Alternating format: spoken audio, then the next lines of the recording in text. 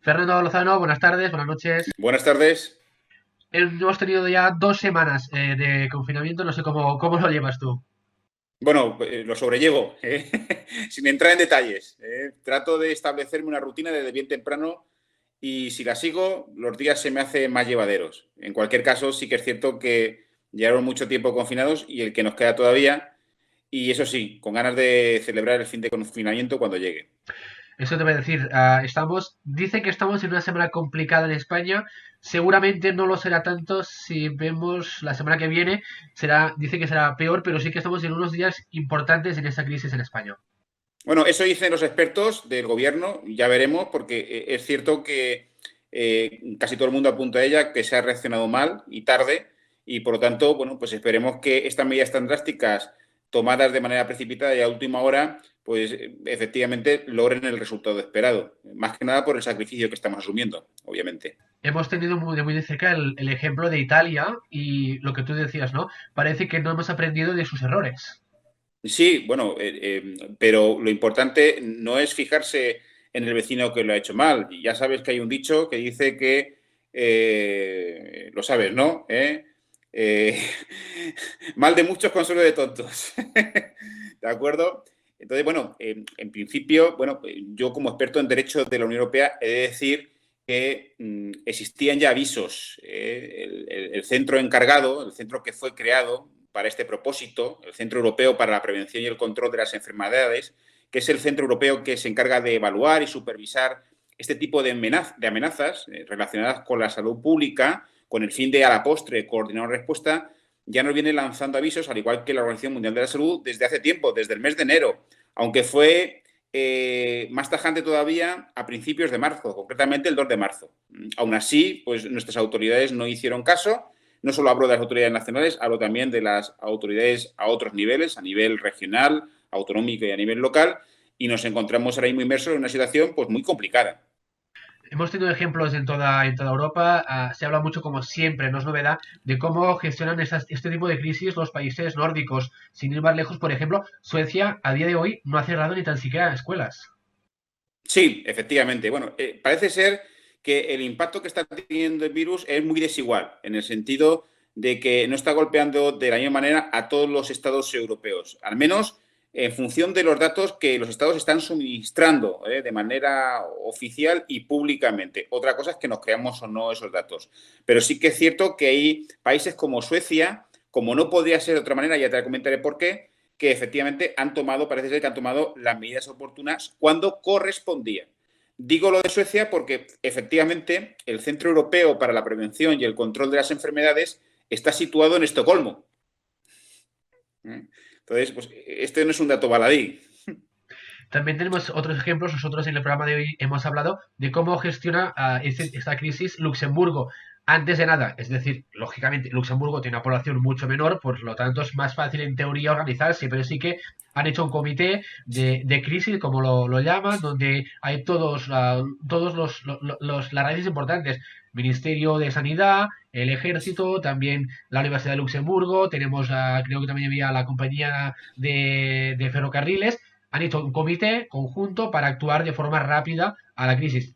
Ya, de antemano ya digo, es más fácil organizarse con medio millón que no con un país mucho más grande como Bueno, España. no solo en términos poblacionales es mejor organizarse, sino también y sobre todo en términos territoriales. No es lo mismo controlar el territorio de un estado relativamente pequeño como el Ducado de Luxemburgo que controlar un territorio mucho más amplio desde el punto de vista geográfico como es el territorio español. En cualquier caso, efectivamente, parece ser que Luxemburgo ha optado por una política más inclusiva a la hora de combatir y establecer medidas para prevenir la infección. Es cierto, ha habido agentes incluso pertenecientes a la sociedad civil que el gobierno ha decidido pues, que se implicaran, ¿no?, en esas medidas. En cualquier caso, el problema es que nosotros no hemos actuado a tiempo, obviamente, y eso pues viene arrastrando una serie de cosas, entre otras la gestión reactiva de esta crisis sanitaria. Se ha hablado mucho sobre el posible confinamiento que debería haberse hecho en la Comunidad de Madrid. No sé cómo lo veis vosotros que estáis aquí. Bueno, el confinamiento al que nos han sometido, nos están sometiendo, pues es el mismo confinamiento, me imagino, solo que en vuestro caso llegó un poquito más tarde, que el que sufren o padecen el resto de españoles. Aquí está golpeando el coronavirus mucho más duro por unas aceleraciones o circunstancias bien conocidas.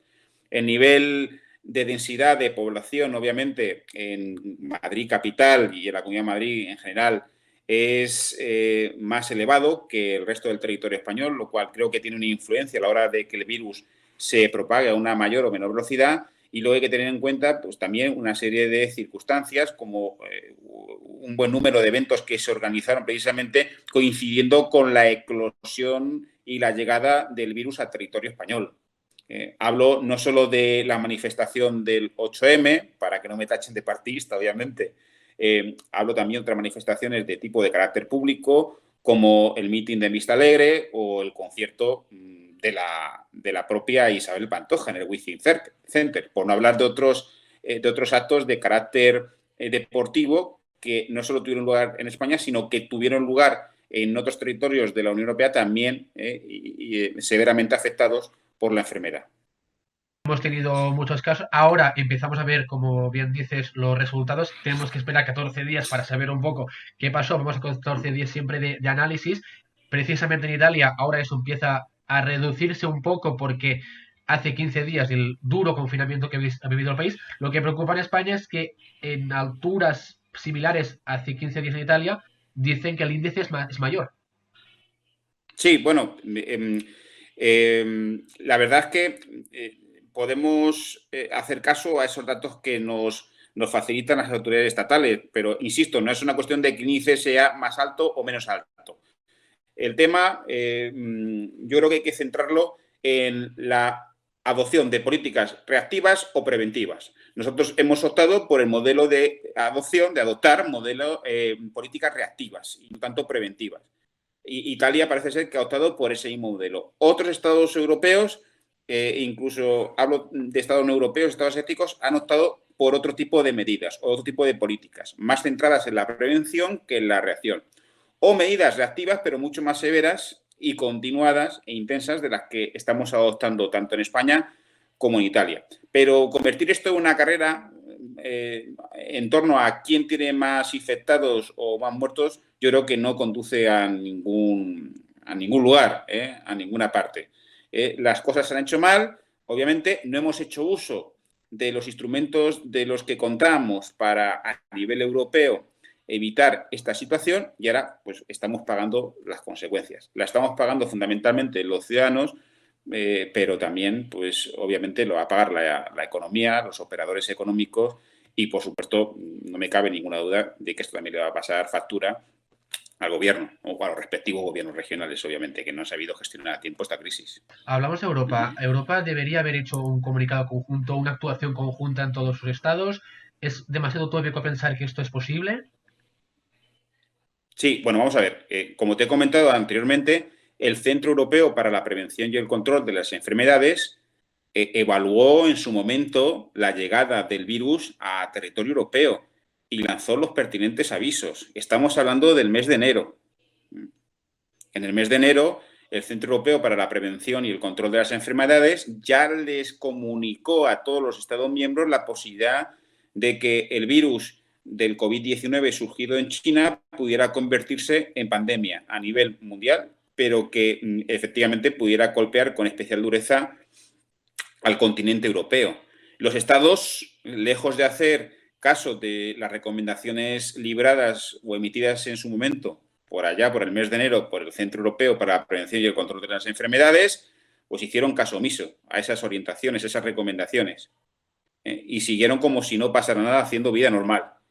Pero para más, Inri, el 2 de marzo, ese mismo Centro Europeo recomendó a todos los Estados miembros evitar en la medida de lo posible que se organizaran en su territorio actos o manifestaciones públicas que implicaran la aglomeración excesiva de gente. Fíjate, esta recomendación del 2 de marzo, ¿en qué saco ha caído? En un saco, obviamente, un saco roto. Y para terminar, este ejemplo lo vemos claramente con nuestro amigo Boris Johnson, que le ha costado mucho aceptar que debía hacer algo más que esperar que la gente muriera. Bueno, sí es cierto que nuestro amigo Boris al principio quiso optar por la misma línea de actuación que su primo, entre comillas, ¿verdad? Donald, pero al final ha tenido que rectificar porque se ha dejado asesorar por expertos y estos expertos al parecer le han indicado que tenía que ser tajante la lucha contra el coronavirus. Aunque efectivamente parece ser que el coronavirus no ha llegado a las Islas Británicas con la misma intensidad a como ha llegado y está sacudiendo los países, sobre todo del sur de Europa, hablo en particular de España y de Italia, esos mismos expertos han indicado, han señalado que en unas semanas o en unos días el Reino Unido se puede ver inmerso en una situación igual o peor a la que nos encontramos ahora, tanto en España como en Italia. Gracias, Fernando, por estar una vez más con nosotros. Nada, muchas gracias a vosotros.